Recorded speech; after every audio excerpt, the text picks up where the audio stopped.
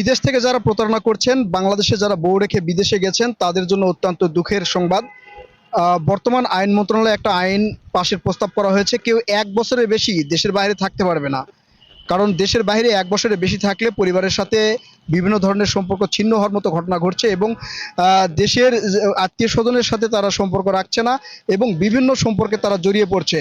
তাই যারা দেশের বাইরে আছেন আপাতত প্রতারণা করা বন্ধ করে দেন, কারণ সেই সুযোগটা আর নেই।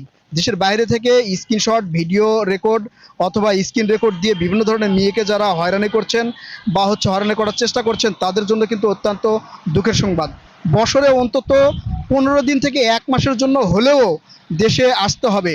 তাই আপনাদের যাদের সাথে প্রতারণা করা হয়েছে বা হচ্ছে বিদেশ থেকে যারা করছে তাদের জন্য আপনারা অভিযোগ করে এয়ারপোর্ট ইমিগ্রেশন দিয়ে রাখতে পারেন।